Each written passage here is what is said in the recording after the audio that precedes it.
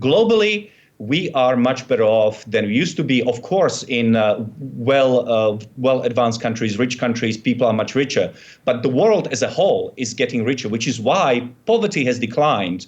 Absolute poverty has declined from about 90% of humanity in 1800 to less than 8% today. I just want to repeat that. In 1800, just 200 years ago, 90% of people lived on $2 per person per day. Today, roughly 8% of people live on $2 per person per day. So, yes, the great increase in riches has resulted in a substantial reduction in absolute poverty. We have seen 1 billion people rise from absolute poverty in China in the last 40 or 50 years. We are seeing India coming up. We are seeing a number of African countries growing at 5% per year. There's a lot of good news that's happening in the world.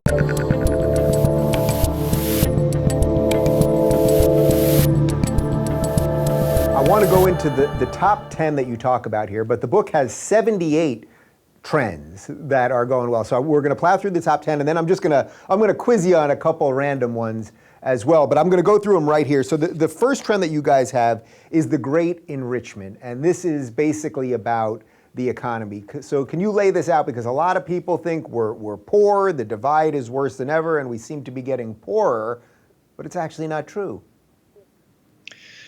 Since the historical record began, people lived on about $2 per person per day. 2,000 years ago, at the time of Christ or Caesar Augustus, people in America, in Europe, in Africa, anywhere in the world lived on $2 a day or so. That is why today, when we talk about absolute poverty, about living at a subsistence level, we talk about that $2 level, because that's how people used to live since the dawn of time, really. Now, bringing it back to, or bringing it forward all the way to 1800s, at the time of Thomas Jefferson's presidency, global income per capita per day is only $2.80. So it's still very, very low. But today, 200 years later, it is $44 per person per day globally. In the United States, it's roughly $160 per person per day. And if the current trends continue, if we are able to repeat the growth that we had over the last 100 years and project it to 2100, then average global income will be $144 per person per day. So from $2 since the dawn of time to $44 today to about $150 in 2100.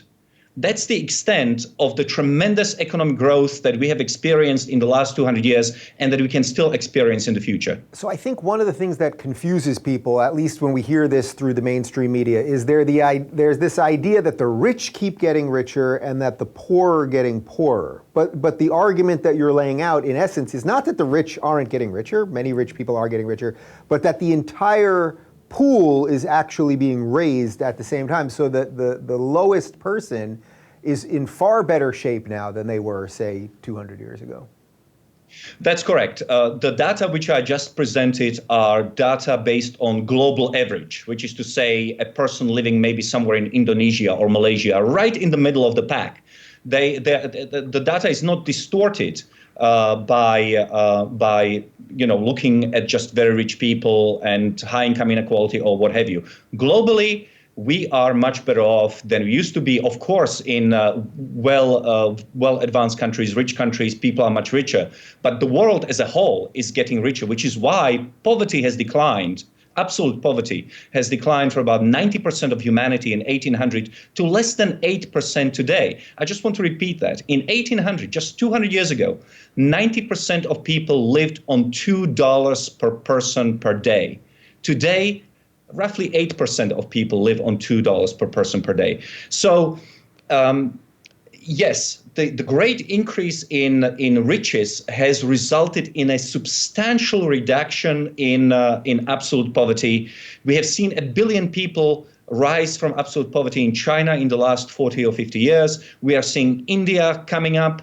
We are seeing a number of African countries growing at 5% per year. There's a lot of good news that's happening in the world, or at least there was before COVID. And since this election is a week away, we should talk about the forces that make all of that happen. It has a little something to do with free markets, right? That's correct. The greatest decline in absolute poverty in the world is coterminous with the opening of the global economy after 1980. This is called the period of globalization. Now, I realize that a lot of people, including a lot of people in the United States, are ambivalent about globalization. But there is no doubt that once these formerly poor countries dropped socialism and central planning, embraced free markets, embraced multinational corporations and inward foreign investment, once that happened, these countries started to grow at a much faster pace, which is why today places like China are middle income countries. They are no longer dirt poor. I mean, at the time of Mao, these people literally ate dirt. Today, they are sending people to the moon, well, at least to space. So my point is that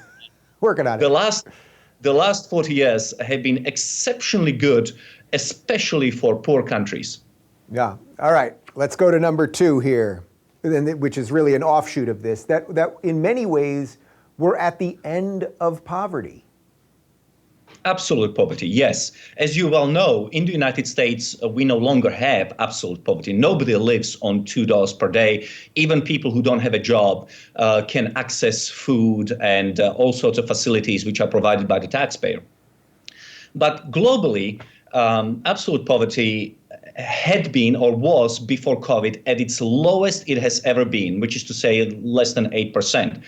Now, of course, as countries become richer, they start to redefine poverty in a different way, which is why in the United States, we don't talk about absolute poverty. When we talk about poverty, it's a relative poverty. Mm-hmm. It's a certain percentage of the mean national income that we consider if people live under that, they are in poverty. But we don't have absolute poverty in the United States. So, from someone sitting where I am in Los Angeles, I'm seeing many more homeless people than there were couple of years ago. We know this is happening in a lot of the big cities, in Portland, in Seattle, certainly in San Francisco. I think people see that. You see tent cities, you see more homeless people, et cetera, and the inclination is, oh, well, I'm seeing something, so it must be significantly worse than it was. But is it just that that's happening in just some cities, or is it just that your anecdotal evidence doesn't really prove anything? Well, whether you look at poverty as a relative measure, relative poverty as a percentage of national income, or whether you look at consumption poverty, in other words, how much do people actually spend on monthly basis or weekly basis, poverty is an all-time low. I suspect that what's happening in places like San Francisco and Los Angeles is that new policies have been implemented by local governments, which make it more attractive for people who may not be necessarily interested in jobs, may not necessarily be interested in normal lifestyles, people who may, for whatever reason, prefer the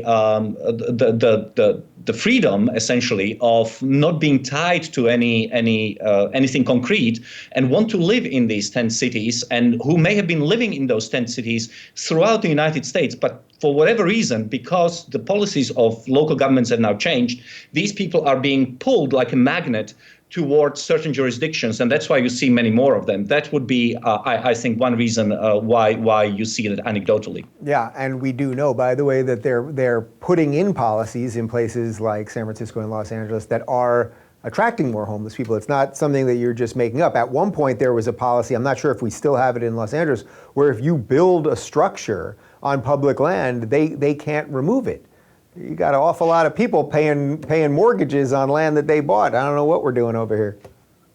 I would simply add, just to clarify one comment I made in my last contribution, and that is that when I say that people don't necessarily want to have a home and work for a living, etc., I'm not making a value judgment. I'm saying that there are a lot of people who have very different conceptions about what a good life is. And also, in addition to that, there are a lot of people who may be mentally unstable, who have all sorts of mental problems that prevents them from keeping a job and remaining in one place at the same time. Right. So, and naturally, you're saying there are things potentially that government or private citizens can do for those people, but that overall this is working and getting better.